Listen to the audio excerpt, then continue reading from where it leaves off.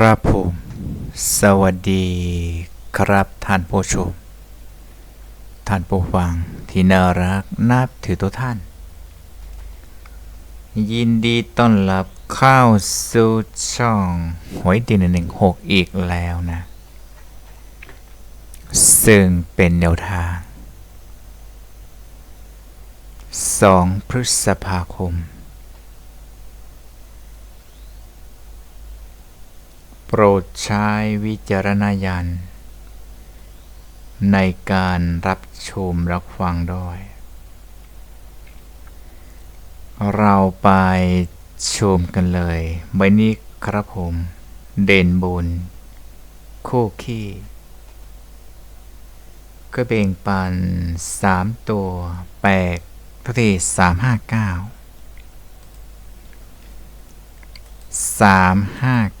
นะ359เบ่งปัน3ตัว359นะอดีตที่ผ่านมาก็ผ่านนะอดีตที่ผ่านมาก็ผ่านและทันใหม่นี้ก็เบ่งปัน359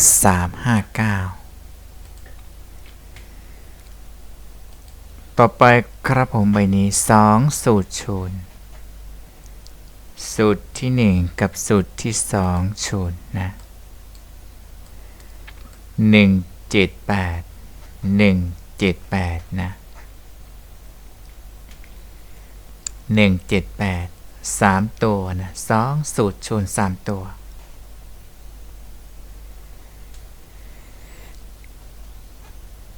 2สูตรชูน3ตัว178ท่านผู้ชม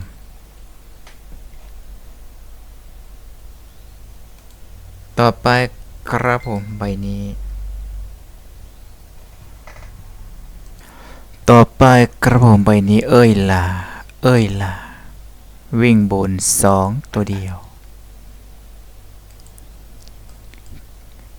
02 502 702 902วิ่งล่างวิ่ง5ตัวเดียว52 5558นะเอ้ยล่ะเจ้าของแนวทางที่แบ่งปันนะต่อไปกระผมใบนี้พี่หนวดใจดีวิ่งบน6ตัวเดียว69ตัวเดียวนะการ9ด้วยนะ69เนาะเผื่อนะ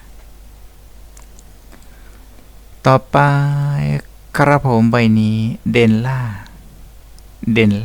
ขนเด่นล่างด้วยเต็ม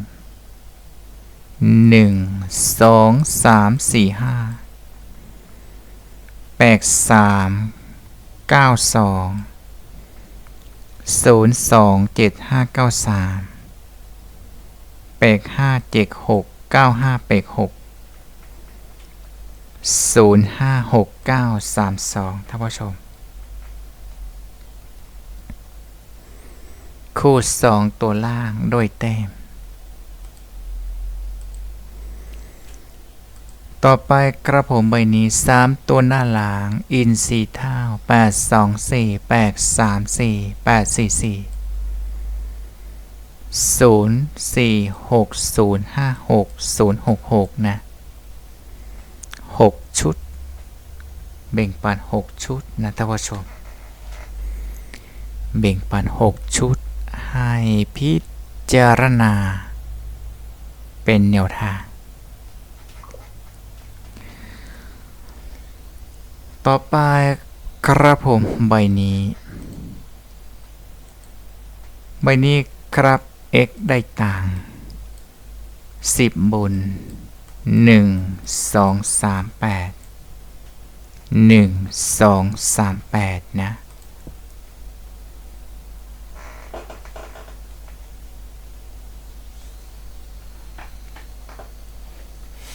เบ่งปัน4ตัวนะ4ตัวให้พิจารณาต่อไปครับผมใบนี้ครับ FC โคราช07 นะ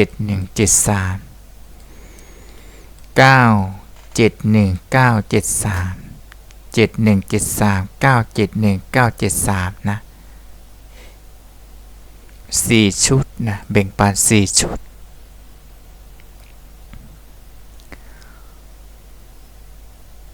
ต่อไปครับผมใบนี้3ตัวบนท่านผู้ชม3ตัวบนนะอดีตผ่านเนาะเดี๋ยวท่านใหม่นี้ครับ1 4 5 1 5 4 6 4 5 6 5 4 8 4 5 8 5 4 9 4 5 9 5 4นะดาบเหลือเด่นนะจับชุดรวมให้พิจารณาท่านผู้ชมท่านผู้ชมท่านใดเข้ามาแล้วอย่าลืมนะเป็นกำลังใจกำลังเจอกดไลค์กดแชร์กดติดตามด้วยนะ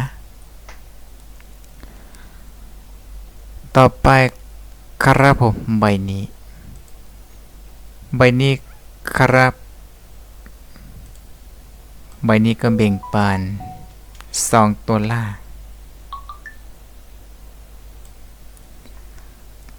ก็แบ่งปัน57นะแบ่งปัน5กับ7นะท่านผู้ชม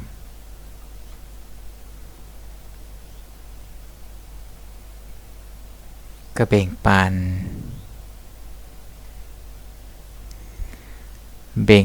2ตัวนะแบ่งปัน2ตัวให้พิจารณาเป็นแนวทาง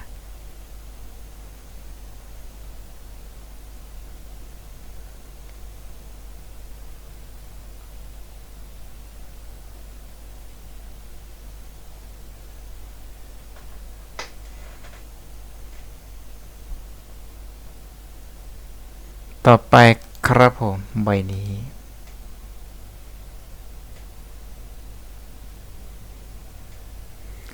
ประชาแบ่งปัน2728นะ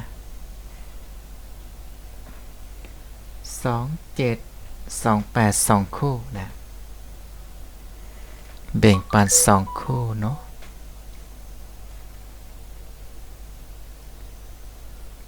ต่อไปครับผมใบนี้เลขปฏิทินก็แบ่งปัน7432นะท่านผู้ชม7432นะ7432ก็แล้วแต่ตาใครนะตามมันมองใครมองมันนะท่านผู้ชมนะต่อไปครับผมใบนี้หน่วยบนนะ1 2 3 5 1 2 3 5นะ4ตัวแบ่งปัน4ตัวให้พิจารณาต่อไปครับผมใบนี้วิ่งบนล่าง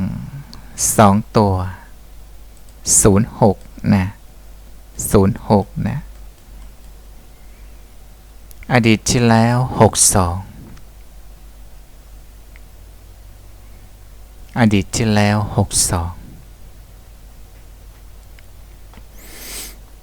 ในตอนใหม่นี้ก็แบ่งปัน06ท่านผู้ชมต่อไปกระผมใบนี้ประชาแบ่งปันคู่2ตัว23 24 25 32 42 52นะ23 24 25 32 42 52แบ่งปัน6คู่นะแบ่งปัน6คู่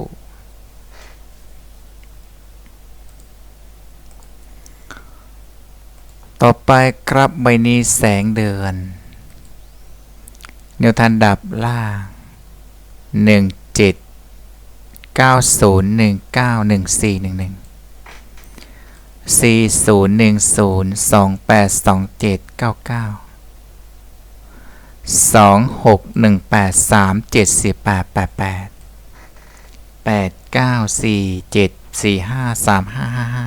ะก็ไล่ไปคู่ดาบล่าง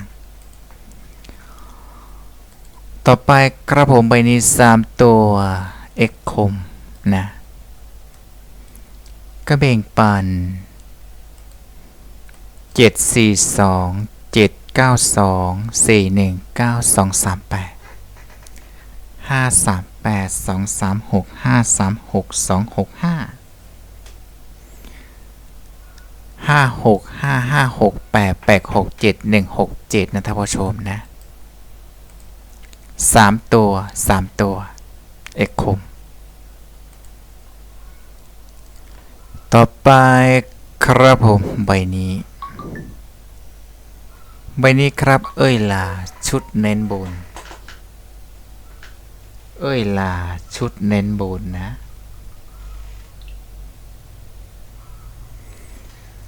70202เด่นคู่ล่าง58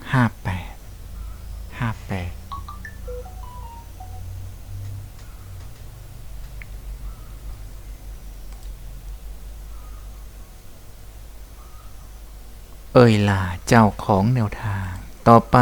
ครับผมใบนี้วิ่ง10หน่วยล่าง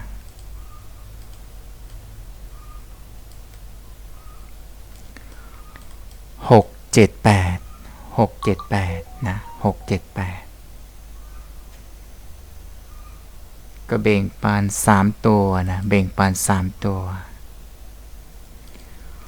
ต่อไปกระผมใบนี้แสงเดือนชุด2ตัวล่าง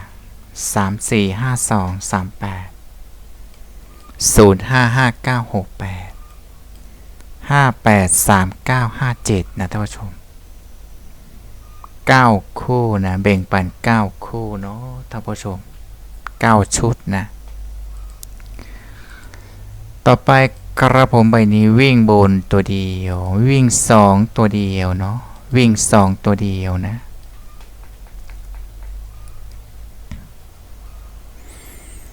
วิ่งตัวเดียว2วิ่ง2ตัวเดียว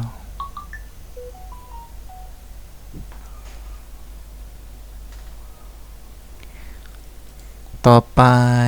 กระผมใบนี้คู่ขี้หลัก10นะคู่ขี้นะท่านผู้ชมนะเดี๋ยวท่านใหม่นี้ครับแบ่งปัน8ก็คือเลขคู่นะก็คือ0 2 4 6 8นะเน้นหลัก10นะเน้นหลัก10นะท่านผู้ชมนะเน้นหลัก10นะ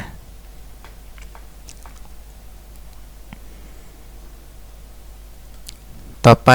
กระผมใบนี้เบ่งปันเด่น2ตัวแล้วก็3ตัวบางครั้ง2ตัวบางครั้ง3ตัวเดี๋ยวท่านใหม่นี้ครับ627นะ627นะดึง7ตัวเดียวดึง7ตัวเดียวนะ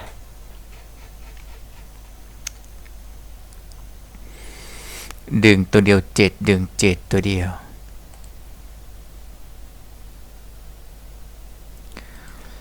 ต่อไปกระผมใบนี้ x นาเบ่งปันวิ่ง6กับ7นะวิ่ง6แล้วก็7วิ่ง6แล้วก็7วิ่ง2ตัวให้พิจารณาเป็นแนวทางนะ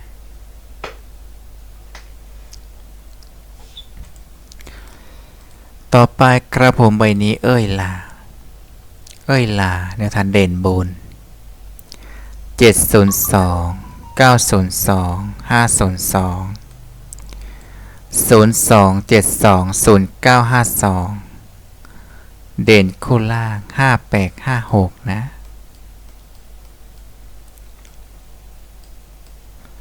เอ่ยล่ะเจ้าของแนวทางที่แบ่งปันต่อไปกระผมใบนี้คู่2ตัวล่างเน้นเลย5259 6259 6259 6839นะ4คู่นะแบ่งปัน4คู่นะท่านผู้ชมนะต่อไปกระผมใบนี้สวิต3ตัวบนอดีตผ่านนะอดีตผ่านนะท่านผู้ชมเนาะในท่านใหม่นี้ครับผมเบ่งปาน625 725 6 26 726 635 735 636 736 2526 3536นะสวิตนะเจ้าสวิตเจ้าของแนวทางก็เบ่งปานเทียวละตัวจับชุดเน้นตรองด้วยนะใบนี้ครับโชนหน่วยล่างโชนหน่วยล่างอดีตที่ผ่านมาโชนแล้วผ่านนะอดีตที่ผ่านมาโชนแล้วผ่านในท่านใหม่นี้ครับ1 2 1กับ2นะ1แล้วก็2 1แล้วก็2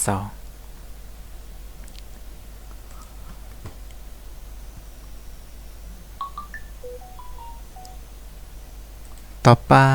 กระผมใบนี้อโนเบ่งปาน7 478 78 71 7457นะ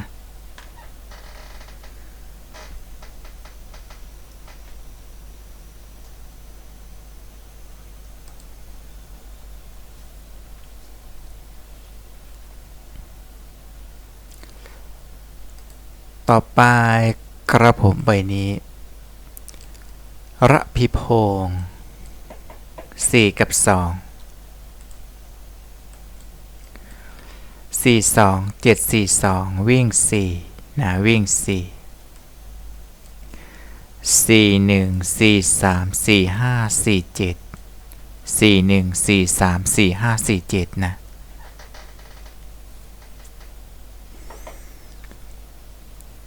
4คู่นะเบ่งปาน4คู่นะต่อไปกระผมใบนี้พัดเน้น9ตัวเดียวเน้น9ตัวเดียวชุดเดียว9 25 92 95 25 925 92 95 25นะต่อไปกระผมใบนี้คู่วิน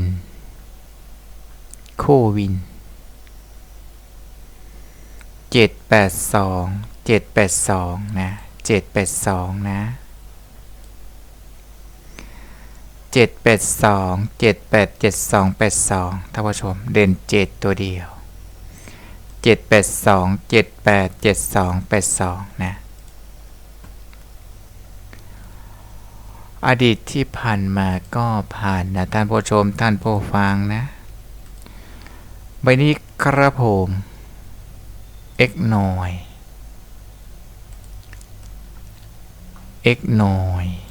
51 52 54 57 91 92 95 97ชุดเดียว952